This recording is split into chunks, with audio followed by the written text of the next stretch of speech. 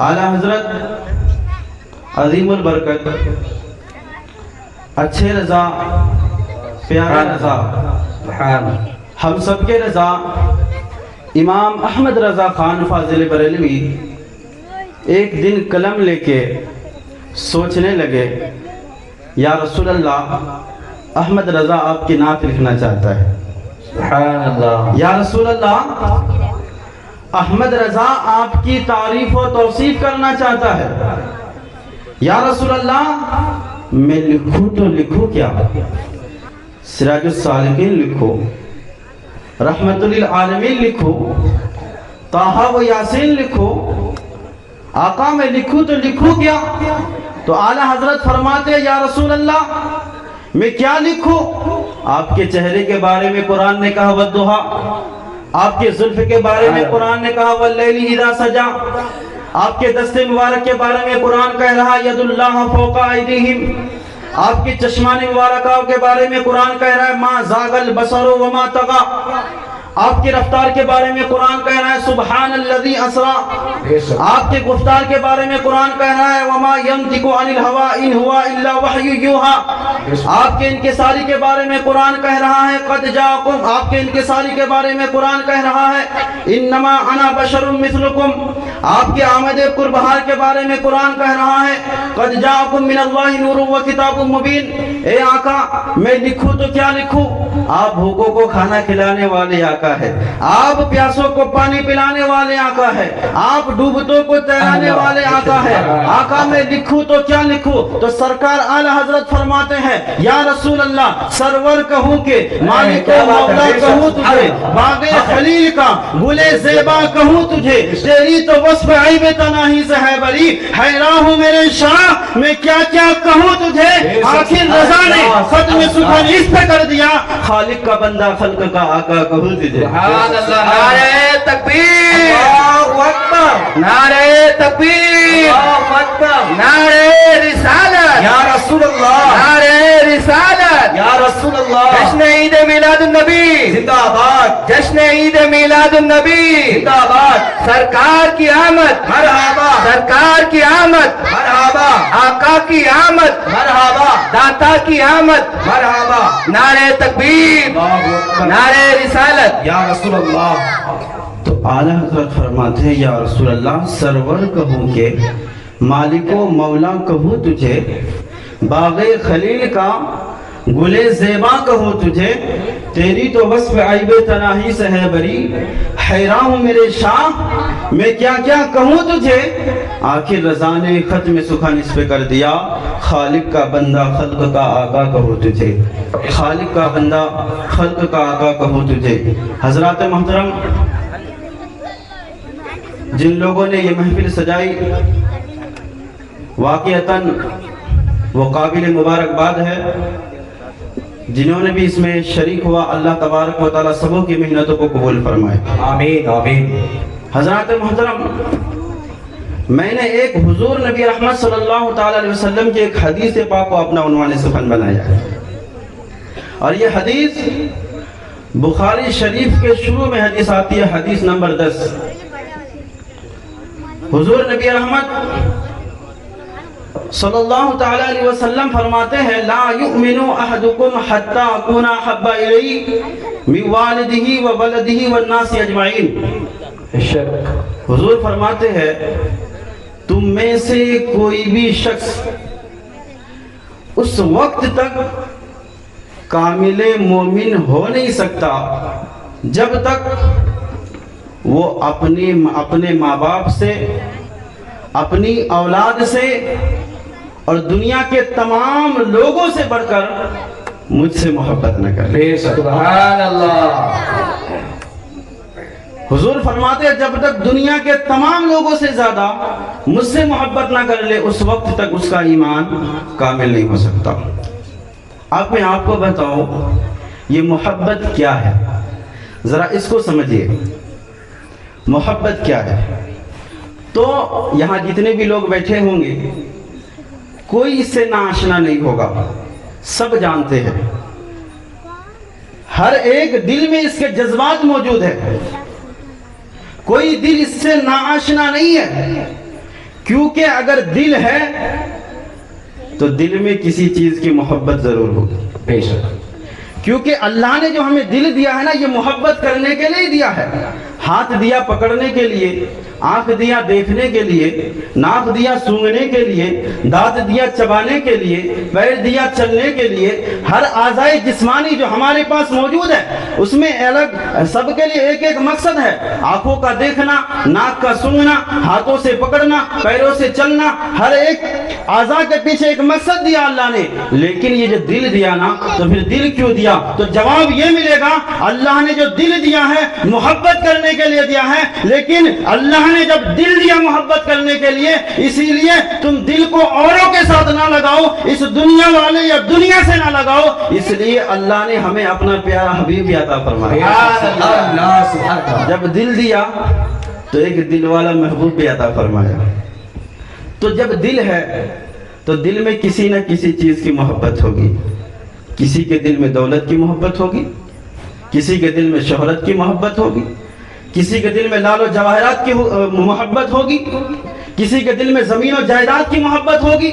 تو جب یہ بات طے ہے، جب دل ہے تو دل میں کوئی دلبر بھی ہوگا. جب دل ہے تو پھر یہ دل کسی سے محبت بھی کرے گا. تو پھر کیا ہی اچھا ہو دل ہم اس سے لگائے جو دنیا والوں کا بھی محبوب اور خدا کا بھی محبوب. سبحان اللہ. دل اس سے لگائے. اب جو کوئی نبی سے محبت کر لینا، جو نبی جس کے دل میں حضور کی محبت آ جائے، میں کہتا ہوں اس دنیا میں اس سے بڑھ کر مالدار دولت مند کوئی ہو ہی نہیں سکتا. بے شک. کوئی نہیں ہو سکتا. کیونکہ یہ نبی کے عشق کی دولت یہ سب سے بڑی دولت ہوا کرتی ہے. اس لیے میں آپ کو بتاؤں، ایک طرف یہ نبی کی محبت اگر دل میں آ جائے نا، اس کا مقام کتنا بلند ہوتا ہے. تو میں آپ کو بتاؤں، ایک طرف انجینئر ہے، ایک طرف MBBS ڈاکٹر ہے، لیکن آپ دیکھے ہوں گے اس کے ہاتھ میں اگر دامن مصطفیٰ نہیں ہے نا، تو وہ بھی گائے کے پیشاب کو چسکیاں لے کر کے پیتا ہے. لیکن ایک طرف ایک چھوٹا سا بچہ ہے، چلتے ہوئے اگر اس کے کپڑے پر پیشاب کے چند چھینٹے پڑ جائے تو وہ بھی اس کو مل مل کے دھوتا ہے کہ نہیں؟ تو آپ ذرا غور کیجئے، عشق رسول یہ کتنی بڑی نعمت ہے، محبت رسول یہ کتنی بڑی دولت ہے. میں نے کہا ایک طرف انجینئر ہے، ڈاکٹر ہے، MBBS ہے، لیکن اس کو یہ توفیق نہیں ہوئی کہ یہ ناپاک چیز ہے، اس کو تبرک سمجھ کے پیا جاتا ہے. ایک طرف چھوٹا سا بچہ ہے، اس کے کپڑے میں لگ جائے اس کو وہ مل مل کے دھوتا ہے. پتا کیا چلا؟ ہو سکتا ہے وہ انجینئر، ہو سکتا ہے وہ ڈاکٹر، ہو سکتا ہے وہ MBBS، لیکن اس کے ہاتھ میں دامن مصطفیٰ نہیں ہے. ادھر ہے چھوٹا سا بچہ، لیکن ماں نے محبت سے نبی کی محبت سکھائی ہے. بے شک. سبحان اللہ. سبحان اللہ. تو یہ نبی کی محبت ہوا کرتی ہے. بہرحال تو ہمیں اپنے نبی سے محبت کرنا ہے، ہمیں اپنے نبی سے پیار کرنا ہے. اب دنیا والے سے محبت کریں گے نا تو ذلیل و خوار ہوں گے. دنیا کی محبت انسان کو ذلیل کرتی ہے. غالب کو آپ جانتے ہوں گے، کتنا بڑا شاعر ہے. غالب نے کیا کہا؟ عشق نے غالب نکمہ کر دیا. غالب کہتا ہے، بہت بڑا شاعر ہے، اور کہہ کیا رہا ہے؟ عشق نے غالب نکمہ کر دیا، ورنہ ہم بھی آدمی تھے کام کے.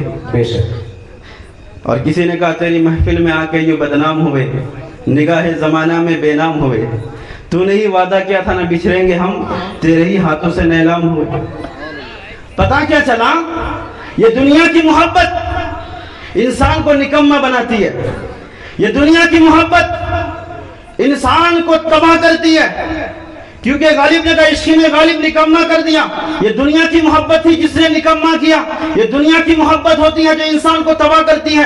انسان کو ایسی جگہ پر لا کے یہ دنیا کی محبت کھڑا کر دیتی ہے کہ انسان دنیا بھی تباہ کر بیٹھتا ہے، آخرت بھی تباہ کر بیٹھتا ہے. لیکن یارو، محبت کی بات کرنے نہیں آیا ہوں جو محبت انسان کو تباہ کر دے. میں اس محبت کی بات نہیں کر رہا ہوں جو محبت انسان کو برباد کر دے، انسان کو نکمہ کر دے. ارے یہ تو وہ محبت ہے جب بلال حبشی میرے نبی سے محبت کرتے ہیں تو وہ عرش کا راہی بن جاتے ہیں. تو یہ نبی کی محبت ہے. یہ محبت، یہ بلال حبشی کون تھے؟ امیہ بن خلف کا غلام تھے. غلام تھے، غلامی میں زندگی بسر کر رہے تھے، لیکن جب میرے نبی کے دامن میں آیا، حضور سے انہوں نے عشق کیا، حضور سے انہوں نے محبت کی، پھر اس کا مقام میرے رب نے اتنا بلند کیا ہے کہ کعبے کے چھت پر اذان کسی نے دیا ہے، بلال حبشی۔ نعرہ تکبیر، نعرہ تکبیر، نعرہ رسالت، نعرہ رسالت، عید میلاد النبی۔ تو جس کے دل میں عشق مصطفیٰ ہو، اس سے بڑھ کر کوئی مالدار نہیں، اس کا مقام رب کی بارگاہ میں اتنا بلند ہو جاتا ہے۔ میں آپ کو کہوں، حضور علیہ السلام جس زمانے میں آئے تھے، اس زمانے کے خاقان کا نام کیا تھا؟ تو آپ میں سے شاید ہی کوئی ہوگا جو بتا دے۔ میں کہوں میرے نبی جس زمانے میں آئے تھے، اس زمانے کے قیصر کا نام کیا تھا؟ تو شاید ہی کوئی بتا سکے، لیکن جنہوں نے اپنا رشتہ، جنہوں نے اپنا ربط میرے نبی سے جوڑا، اس کا مقام کیا ہوتا ہے؟ کہو خاقان کا نام کیا تھا تو نہیں بتا پائیں گے، اس زمانے کے قیصر کا نام تھا تو کیا نہیں بتا پائیں گے، لیکن ایک چھوٹی عمر کے بچے سے بھی پوچھو، بتاؤ میرے نبی کے مؤذن کا نام کیا ہے، وہ بھی تڑپ کے بلال حبشی کا نام لے گا۔ سبحان اللہ۔ یہ وہ محبت ہے جو انسان کو اعلیٰ مقام پر فائز کرتی ہے۔ اللہ اکبر۔ تو محبت یہ دل میں ہونا ضروری ہے، نبی کی محبت یہ جان ایمان ہے۔ حضور نبی رحمت صلی اللہ تعالیٰ علیہ وسلم جب اس دنیا میں تشریف نہیں لائے تھے، آپ بخوبی جانتے ہیں اس زمانے میں کتنی خرابیاں پائی جاتی تھی، کتنی خرابیاں پائی جاتی تھی۔ کسی شاعر نے کہا، نہ خرد کی روشنی تھی نہ جنوں کی آگہی تھی، یا رسول اللہ تیری رہبری سے پہلے یہ جہاں جہاں نہیں تھا۔ نہ خرد کی روشنی تھی نہ جنوں کی آگہی تھی، تیری رہبری سے پہلے یہ جہاں جہاں نہیں تھا، تیرے آستا سے پہلے کوئی آستا نہیں تھا، میں وہ زمین تھی جس کا کوئی آسمان نہیں تھا۔ بے شک میں وہ زمین تھی جس کا کوئی آسمان نہیں تھا۔ تو حضور جب نہ آئے تھے تو یہ انسان کہاں کہاں ذلیل نہ ہوا۔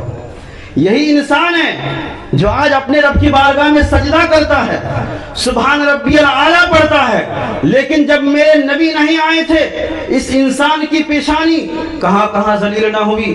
جب یہ چمکتا ہوا سورج کو دیکھتا تو کہتا یہ میرا معبود ہے، جب آسمان میں چاند کو دیکھتا تو لوگ کہتے یہ میرا معبود ہے، جب کسی بڑا سا درخت کو دیکھتا تو کہتا یہ میرا معبود ہے، جب کسی پتھر کو دیکھتا تو کہتا یہ میرا معبود ہے۔ گرا ہوا وہ کام کیا کرتے تھے؟ کتابوں میں آتا ہے مچھلی جس سے پکڑی جاتی ہے، ایک کیڑا، ایک کیچوا جسے کہتے ہیں، اس سے مچھلی پکڑی جاتی ہے۔ ایک زمانے میں لوگوں نے اس کو بھی معبود سمجھا ہے، لوگوں نے اس کو بھی خدا سمجھا ہے، اس کی بھی عبادت کی ہے۔ یار یہ تو میرے نبی نے آ کر کے بتایا، اے لوگوں یہ پتھر تمہیں سجدہ کرنے کے لیے اللہ نے نہیں دیا ہے، یہ درخت تمہیں پھل دینے کے لیے دیا ہے، اس کو سجدہ نہیں کرنا ہے، یہ تمہارا خدا نہیں ہے۔ اللہ اکبر، چاند سورج یہ تمہارے معبود نہیں ہے، اس سورج کو تم پوجا کرتے ہو، ورنہ دیکھو انگلی اٹھتی ہے سورج واپس پلٹ کے اثر کے وقت میں آتا ہے۔ سورج تمہارا معبود نہیں ہو سکتا، ورنہ اشارہ ہو تو واپس پلٹ کے اثر کے وقت پہ آتا ہے۔ جس چاند کی تم لوگ پرستش کرتے ہو، چاند کی عبادت کرتے ہو، اسے پوجا کرنے کے قابل نہیں ہے، یہ عبادت کرنے کے قابل نہیں ہے، ورنہ اشارہ ہو تو چاند کا سینہ چاک ہو جاتا ہے، چاند کا سینہ چاک ہو جاتا ہے۔ یہ پتھروں کو تم لوگ سجدہ کرتے ہو، اس کے سامنے اپنی پیشانیاں رگڑتے ہو، اس کو خدا سمجھتے ہو، تو سنو یہ تمہارے معبود نہیں ہے، ورنہ دیکھ لو مٹھی ابو جہل کی ہے، اس میں کنکر کلمہ میرے مصطفیٰ کا پڑتا ہے۔ سبحان اللہ، نعرہ تکبیر، اللہ اکبر، نعرہ رسالت، یا رسول اللہ، جشن عید میلاد النبی۔ تو جب حضور نہیں آئے تھے کائنات کا نظام اتنا بگڑا ہوا تھا، اللہ اکبر، لیکن میرے نبی جب آئے تو پھر باہر آ گئے، حضور جب آئے تو باہر آئے۔ تو پتہ کیا چلا؟ ہمیں محبت کس سے کرنی چاہیے؟ اپنے نبی سے، اپنے نبی سے ہمیں پیار کرنا چاہیے۔ محبت کا سب سے بڑا حقدار ہمارے مصطفیٰ ہے۔ آپ کو سبحان اللہ، محبت کی داعیہ کچھ چیز ہوتی ہے، انسان جو محبت کرتا ہے نا تو سب سے پہلے سب سے بڑی محبت کی داعیہ جو ہے وہ حسن کو انسان دیکھتا ہے. انسان خوبصورت چیزوں سے محبت کرتا ہے. آپ کو میں بتاؤں، خوبصورت بچہ دیکھا تو پیار کرنے کا دل کرتا ہے کہ نہیں؟ تو خوبصورت چیزوں کی طرف انسان کا دل مائل ہوتا ہے.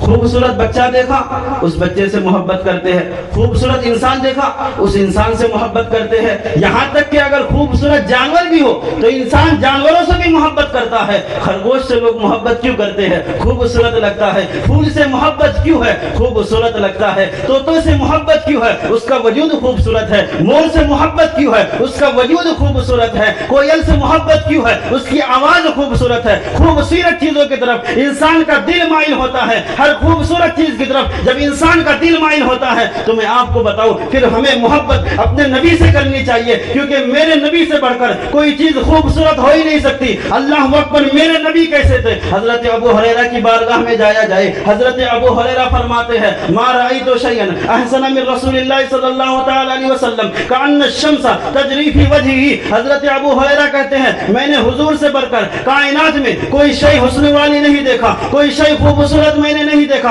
اور فرماتے ہیں کان الشمس تجری فی وجہہ، ایسا لگتا ہے کہ سورج نبی کے رخسار میں تیر رہا ہو. اللہ اکبر. یہ میرے نبی کا حسن ہے. آپ کو میں بتاؤں انسان جتنا بھی خوبصورت ہو، جتنا ہی اچھا ہو، انسان جتنا ہی خوبصورت ہو، جب اس کے جسم سے پسینہ آتا ہے تو اس سے لوگ دور ہٹتے ہیں. جب اس کے جسم سے پسینہ آتا ہے لوگوں کو اس سے گھن آتی ہے. لیکن میرے نبی کو اللہ نے وہ حسن عطا فرمایا تھا، جب بھی حضور کو پسینہ آتا تھا چاروں طرف سے مہکتی ہوئی خوشبو اڑتی. سبحان اللہ. نعرہ تکبیر. اللہ اکبر. نعرہ تکبیر.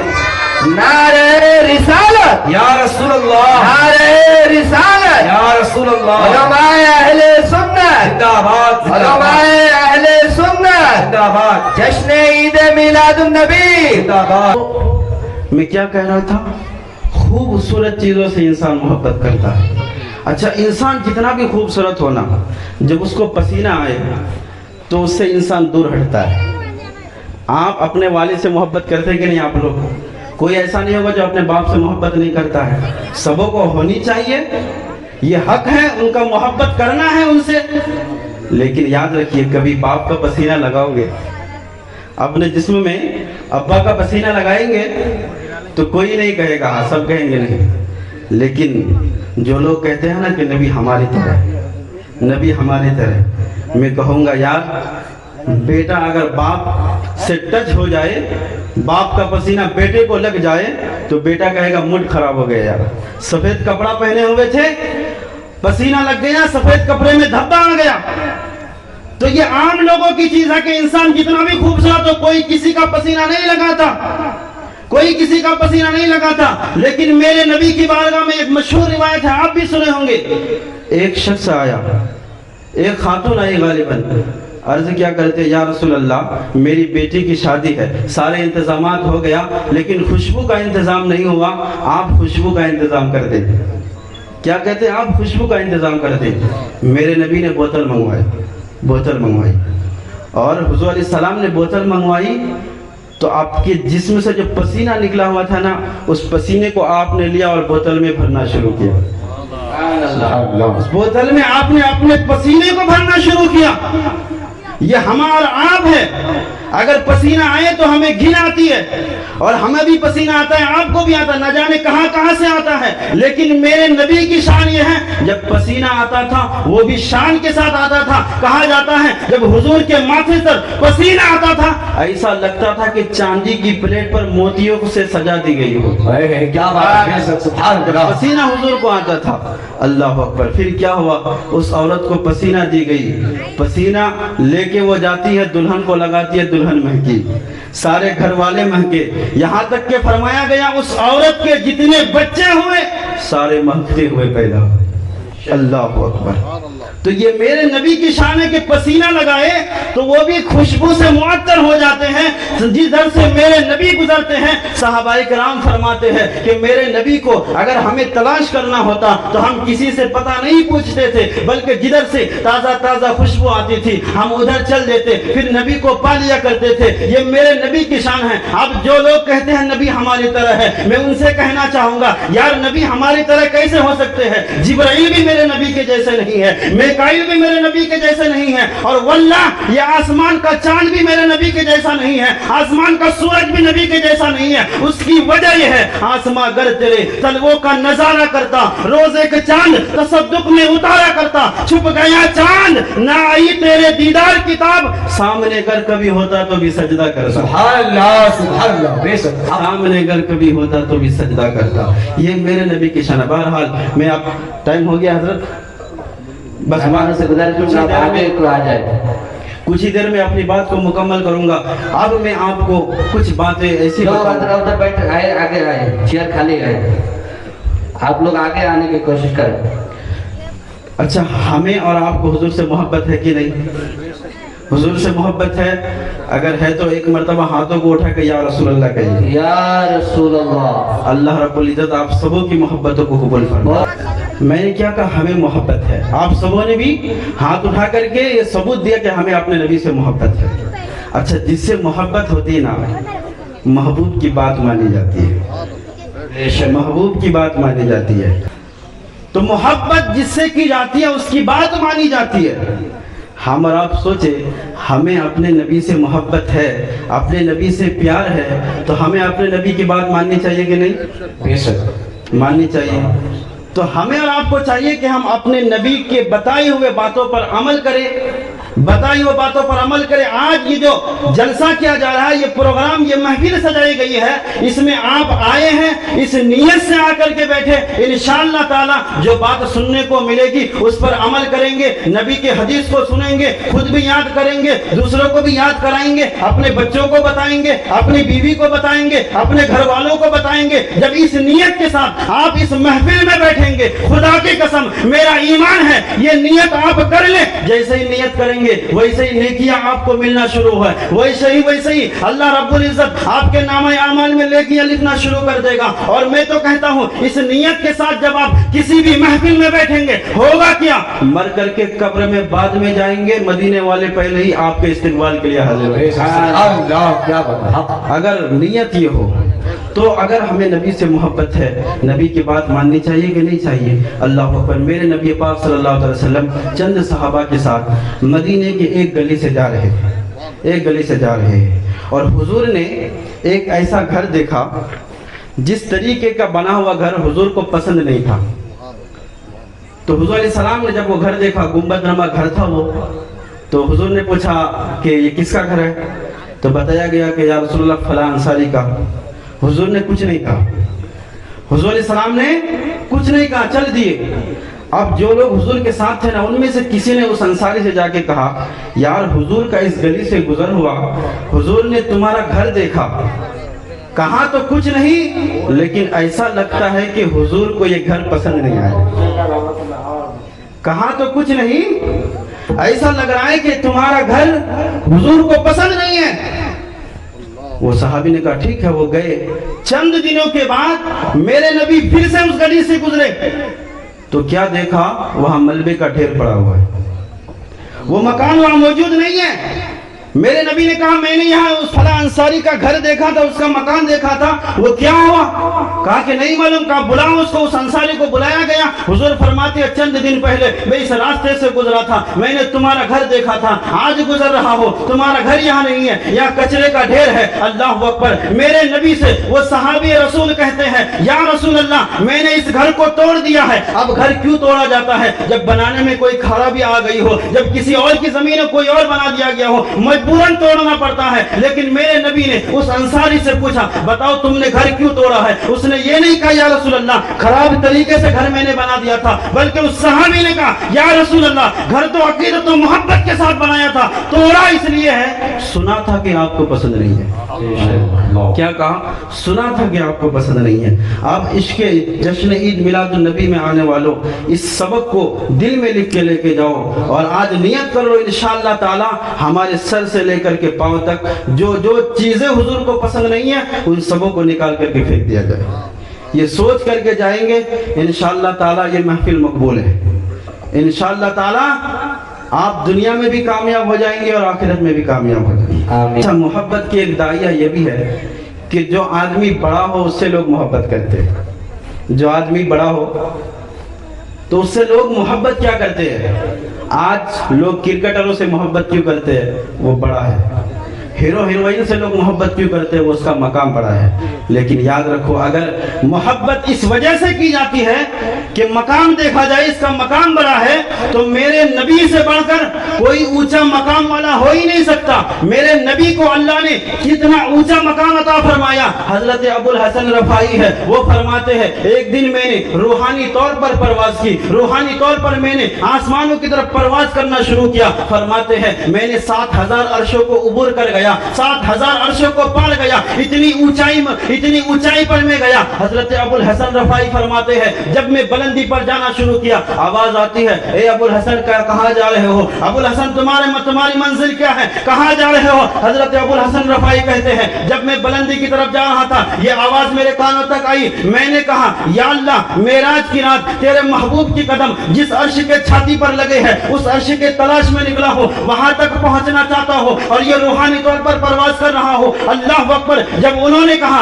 या रसूल या अल्लाह, ते मेराज की रात तेरे महबूब के कदम जहां लगे थे वहां जाना चाहता हो, तो अल्लाह तबारक व तआला की तरफ से जवाब क्या आया? लौट जाओ, इसलिए कि वहां करोड़ों साल बीत जाएगी, तुम पहुंच नहीं पाओगे। उसकी वजह क्या है? कि मेरे महबूब के कदम जहां लगे थे तुम्हारा वहां नारे तकबीर, नारे तकबीर, नारे रिसालत, नारे रिसालत। उलमाए अहले सुन्नत, उलमाए अहले सुन्नत, जश्न ईद मिलादुन नबी, जश्न ईद मिलादुन नबी। तो अगर इस वजह से किसी से मोहब्बत की जाए कि इसका मकाम बड़ा है, तो मेरे और आपके नबी से बड़ा किसी का मकाम नहीं है। मेरे नबी वहां तक पहुंचे जहां किसी का वहमो गुमान भी नहीं पहुंच सकता, किसी का वहां ख्याल भी नहीं पहुंच सकता। अल्लाह अकबर। तो अल्लाह तबारक व तआला से दुआ है हमें कहने और सुनने से ज़्यादा अमल करने की तौफीक अता फरमाए। मेरे कहने में कोई किस्म की गलती हो अल्लाह तबारक व तआला माफ़ फरमाए। अस्तगफिरुल्लाह रब्बी मिन कुल्ली ज़ंबिन व खतीअतिन व अतूबु इलैहि व मा अलैना इल्ला अल बलाग। अस्सलामु अलैकुम व रहमतुल्लाहि व बरकातुहू।